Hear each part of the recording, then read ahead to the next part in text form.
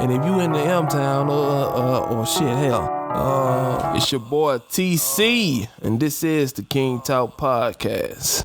Wouldn't it be dope if you only had to work 3 days out the week? But still got the same pay. Shit, that's more time with your family, leisure time, hobbies, all that good shit. But in reality, I guess it's some folks, that need somebody to tell them what to do and when to do it.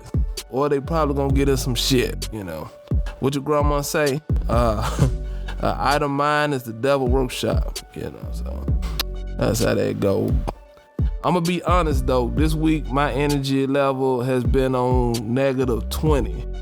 I don't know, between a 4-day weekend and this pre-summer heat, I don't know how a nigga made it through this week, man. But we here, God is good. Hey, a new hobby I done picked up over the last couple of weeks is reading early in the morning. Basically before everybody get up, it's quiet, peaceful. Pick you up a book or something or read you an article, man. Yeah, I don't know, it's like reading early in the morning, it pretty much like transform like your whole day. Get your prayers and everything out the way. Then pick you up something, go ahead and read. You know what I'm saying? Put some new information on your mind. I feel like that's the best way to start your day off. You know what I'm saying? It just, I don't know, just give you energy. Basically whatever you were dealing with the day before don't really even matter. Once you done read something and it hit home, done gave you some new ideas, now you ready to go off and do something new, to be a different person than you were yesterday. But yeah, that's something I recommend, man. If you got the time and the space to do it, read you something in the morning, like first thing in the morning when you get up. Trust me, it's gonna change the way you think about shit. So, I think it's dope how your environment can shape your thinking. Not just from a hood or suburb perspective, or what a nigga says suburb. Suburb. It sounds the same to me. But, not from that perspective, but, different cities in general. The culture, it plays a major role in how we view ourselves and how others view us. Memphis as an environment, how does Memphis shape your thinking? When I think about how Memphis shaped the way we think and the way we move, I think, you got to look back, how our parents come up. A lot of our parents come up, when they grew up, they were poor. They was like dirt poor, didn't have shit, you know what I'm saying? So as they came of age, hell, to be able to have a job and go to work and shit, hustling and get money or whatever, however you get it, hell, that was a blessing. So, most people in Memphis, our parents was hustlers. However they got it, 9 to 5 or in the streets, they was hustlers. So, of course, that type of mentality passed on to the kids or whatever. So I just think in general, Memphis, it just puts you in that grind state of mind. Now, some people ain't got no grind in their blood to save their life or whatever, And for those, they hustle too, but they don't get it, on their own with their own hands. They hustle other people, finessing and all that shit or whatever, Really, Memphis culture is about survival. Just hell, like motherfucker gotta eat, so motherfucker gotta do what they gotta do. So that's where you come up. You get a lot of crime. Just because whereas, some cities may have it to where you got resources and all these things. And in Memphis, we just get what they give us and we roll with it. So, that's our mind state. Some people raised off love and some people raised off survival. I think in Memphis, you get a little bit of both, but a lot of us was raised off survival, how to survive, how you gonna eat? You gotta do something, So that's the Memphis influence, on the culture and the way we all think, as a whole. So, we're starting off with your parents having to, work, 2 jobs or double shifts. Your parents pretty much weren't never at the house for the most part, especially if you raised in a single parent home, you know what I'm saying? So, mama did all the work. Yeah, shit, it wasn't no dad. So with that, majority of us, a lot of us grew up, at grandparents' house or relatives' house and, things like that. And, with that, your grandparents, they put a lot of knowledge on your mind. That's one thing I can say about our generation of grandparents. They put a lot of knowledge on your mind. So, you had something to stick, even with today, a lot of stuff our grandparents told us still stick to the brain. But back then, though, say grandparents, they want to get a break. They chilling out, watching TV or whatever, or taking them a nap. What the grandkids at? We outside. We outside playing. Wasn't no sitting in the house like that. We was outside. Either playing ball or just hanging with your partners or whatever, and without having, adult supervision and, just some guidance or whatever, a lot of times, as kids, you gonna get into shit. You gonna get to doing this and doing that, mischief things or whatever, just for the simple fact that you bored. You know what I'm saying? You bored. So that just what happened or whatever. Some kids even went through trauma, were getting bullied or whatever, or just having drugs around. Everybody didn't have a grandparent. Some people was at the house and they seen shit. They seen the X-rated version of what's going on or whatever, you know what I'm saying? So a lot of kids got affected by those things. A lot of kids grew up, became adults, and they still dealt with those things or whatever, still dealing with those things to this day. I think it's good though that Memphis actually offers therapy groups or whatever. And I didn't know Memphis had all that. They got therapy groups, just to help adults deal with whatever they dealing with. Even also children. They got groups for children as well.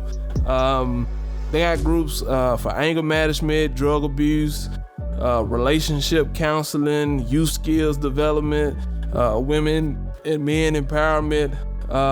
Just resources where you can link up with people that's going through similar things that you have went through. And y'all can just talk about it, talk about how you come up and what you're dealing with, your perspective, and then they basically have a therapist in there, and they basically give you ideas on how to deal with your shit or whatever. That's a good resource to have in Memphis, because there's a lot of you motherfuckers need some therapy, straight up or whatever. But I'm gonna leave the link under the video. But anyway, one thing I feel like in Memphis we do is we be promoting ourselves as stunning, somebody, or trying to be better than the next. I mean, just think about that statement. You trying to be better than me.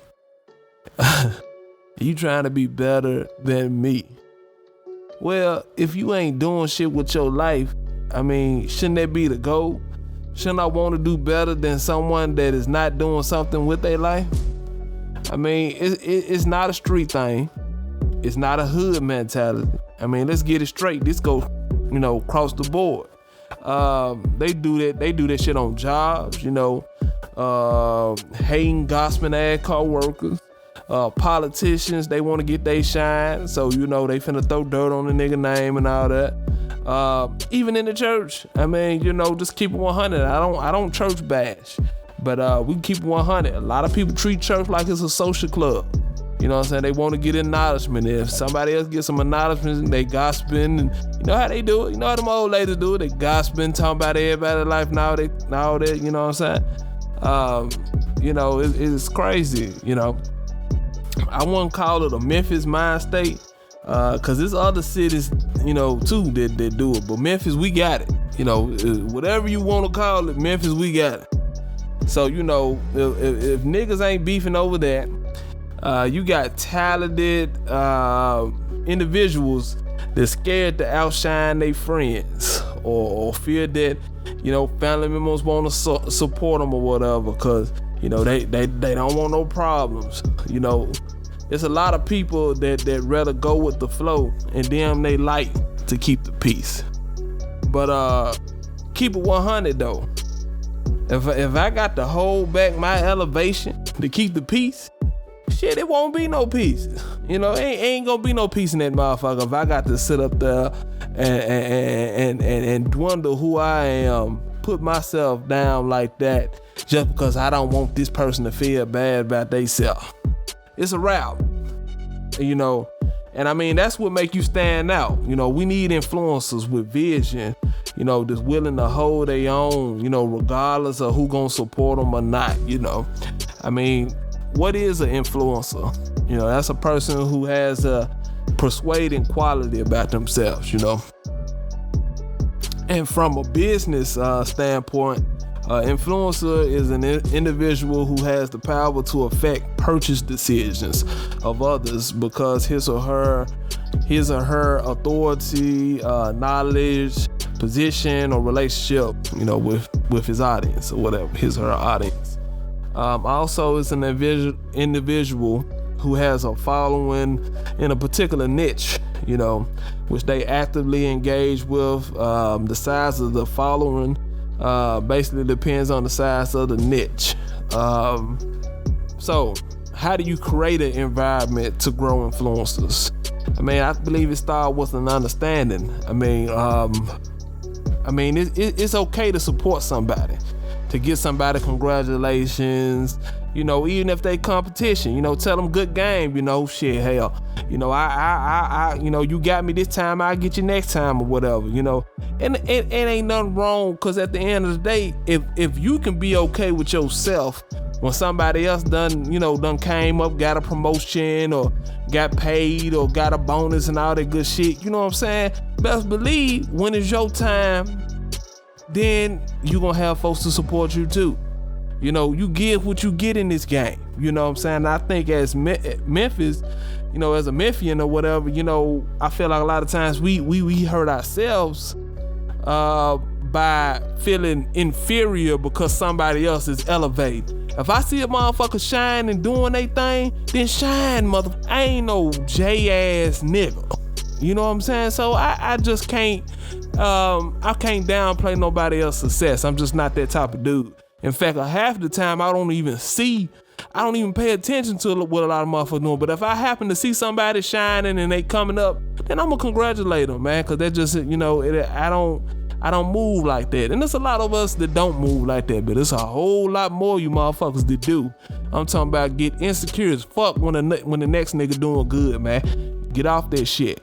You know what I'm talking about? All right, playoffs, you know what I'm saying? The NBA's obsession with Drake. I swear these motherfuckers talking more about Drake than the goddamn game, man. I don't know, man. Drake fans, I guess. I fuck with Drake though. That's my nigga. I fuck with Drake. But the Raptors, they doing what Houston and Portland was supposed to do, man. KD go down, you gotta take advantage of these little motherfuckers, man. Straight up though, you know what I'm saying? That's what you gotta do. You gotta take advantage of, you gotta put some defense on the motherfucker. Cause I'm gonna tell you something, just and I'm no sports enthusiast or nothing like that, but just from watching the games, just watching how Golden State play, them some 3-point shooting motherfuckers. That's how they do. When they get in the paint, they disappear. They disappear. Tell me I'm lying. Shit, you know what I'm saying? But of course, Golden State, well, they're eventually gonna adjust to everything. But it won't be easy. It won't be easy. I feel like Golden State got some competition out of the Raptors. And they're gonna have to step up if they're gonna take this one. But I got Raptors in 6. Don't at me, goddamn it. Please remain standing for the singing of O Canada, led by Universal Music, multi-platinum selling recording artist. Oh, Cal. Niggas owe 50 Cent money. 50 Cent getting roasted than the IRS, man. I don't want no motherfucking smoke with no motherfucking 50 Cent. Better yet, I'm gonna take that back. Cause 50 Cent seem like he lend a lot of niggas money.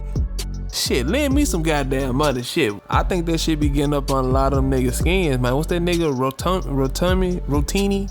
Whatever the fucking name is, the R&B dude. Nigga with the big ass nose off of, what's that, Power. Niggas seem real upset that 50 Cent told folks, check this shit out. I done peep 50 Cent game. 50 Cent just like to keep his name out there, name relevant. You know what I'm saying? Cause that's his way of promoting. That's how he do. He promote shit. Now don't get me wrong. You know, if you thought you borrowed some money from this man on the cool, then motherfucker think again. Goddamn it. You know, dude calculated. Dude feel like, hey, at any given time, he got the right to ask you for your motherfucking money. And he ain't gonna give you no phone call. I hate my boy Gotti, man. He done got caught up in some bullshit, you know.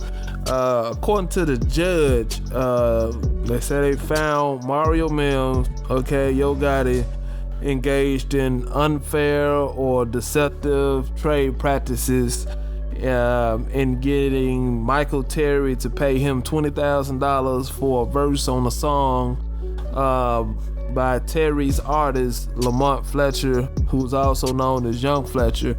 The judge found that the actual damages were $2.2 million. $2.2 million. I don't see how you double up $20,000 into 2 point. That sound like, I don't know.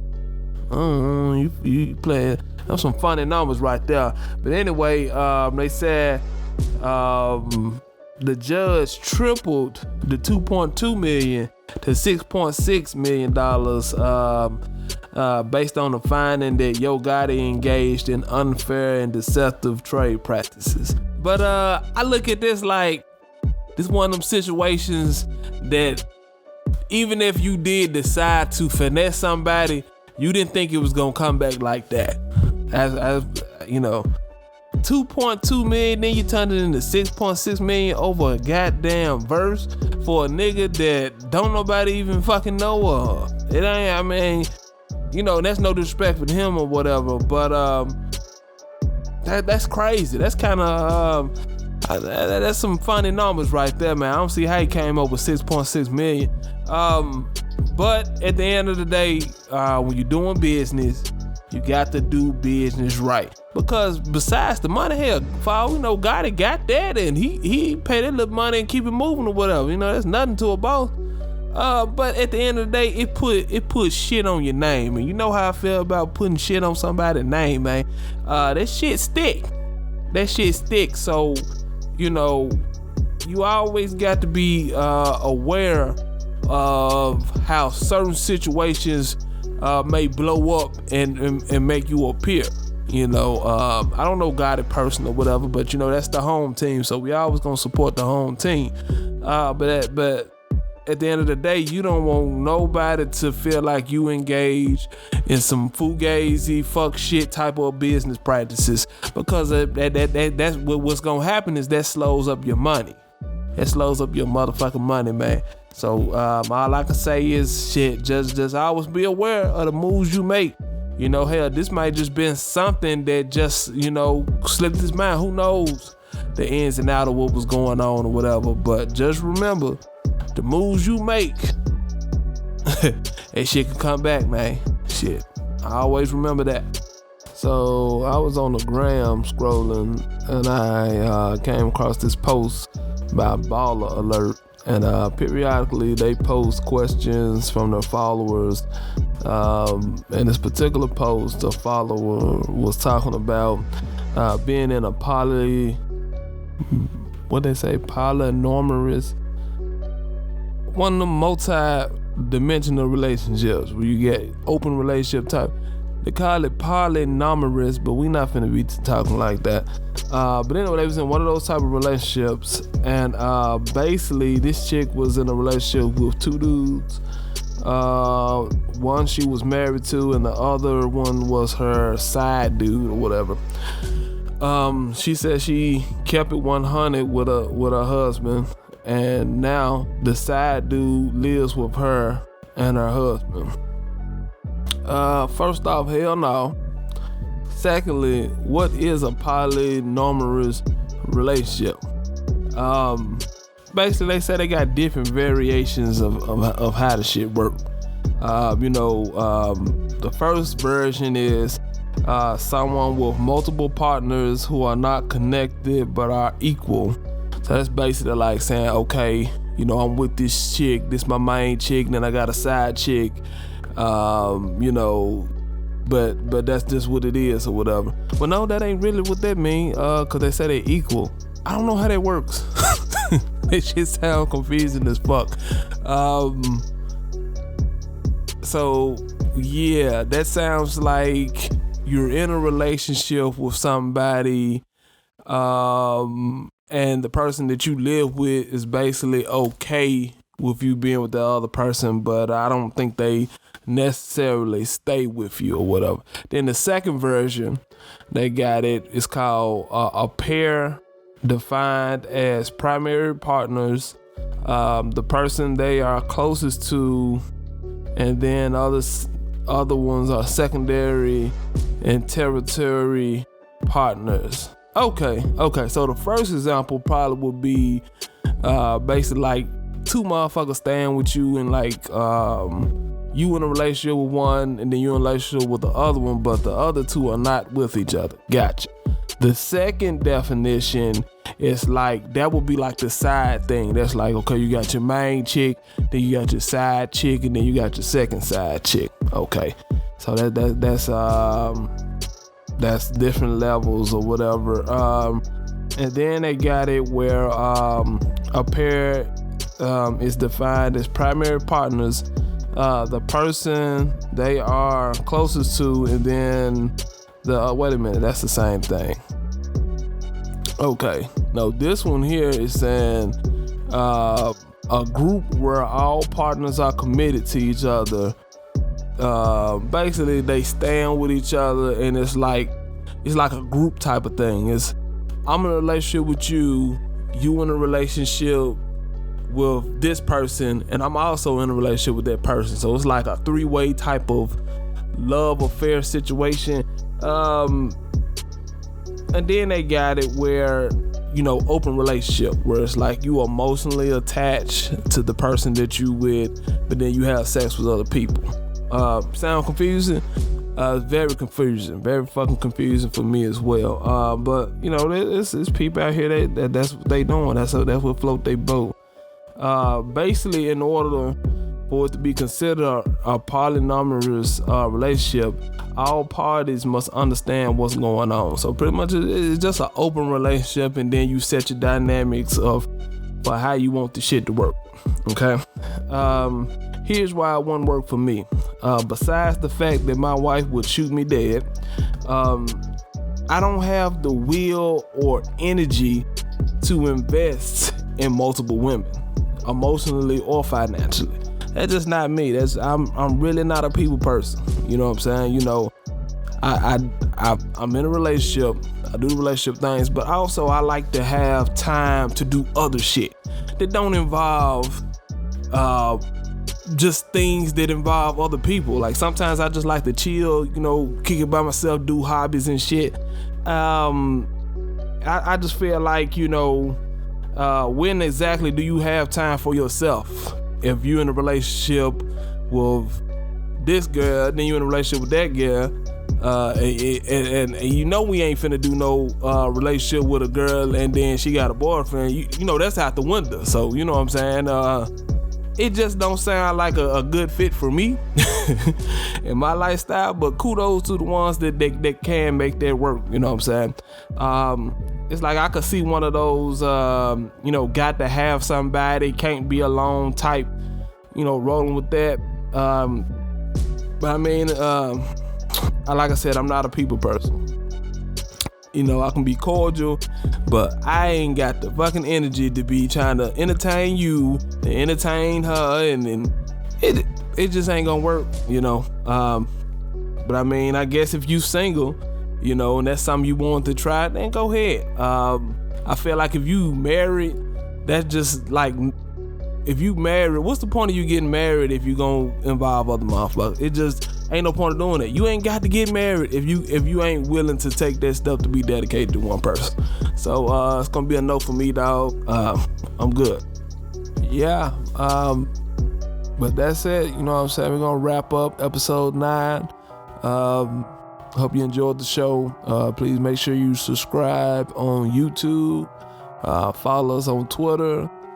Follow us on Instagram, Facebook, all that good shit. It's your boy TC, and this is the King Talk Podcast.